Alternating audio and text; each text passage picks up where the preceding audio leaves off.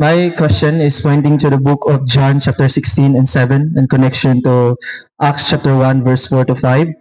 The Bible says in John chapter 6 verse 7, "Nevertheless, I tell you the truth, it is expedient for you that I go away, for if I go not away, the Comforter will not come to you.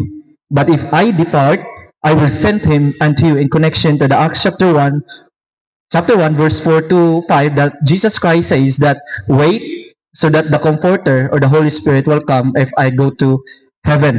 So the verse pointing that if Jesus go to heaven, the Holy Spirit will come to guide to people. So my question, Pastor, is pointing to the verse that I read.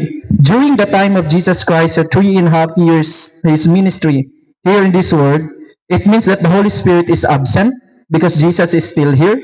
If yes, when is the right time that the Holy Spirit na bumaba po siya at saan po siya nanggaling? But if not, if the Holy Spirit is not absent during the ministry of Jesus, what is the meaning when Jesus says in the book of John chapter 16 verse 7 and Acts chapter 1 verse 4 to 5? Okay. The first assumption that he was absent is a false assumption. Okay? Because we read that in the baptism of Jesus, the Holy Spirit is there, right? Going down as a dove. Now, but the inauguration of the function of the Holy Spirit as the vicar of Christ took place after the resurrection.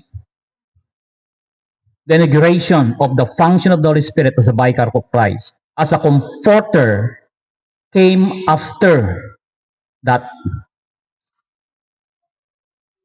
Yun yung tinutukoy na ngayon yung 14 in Acts chapter 1.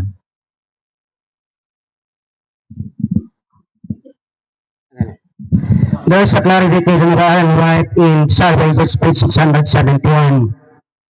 That at that point in time, commenting in the passage, telling us that at that point in time, there was no clear awareness and self-awareness of the disciples that they are in need of Jesus Christ. Rather, they are in need of the Holy Spirit, even though the Holy Spirit has been there.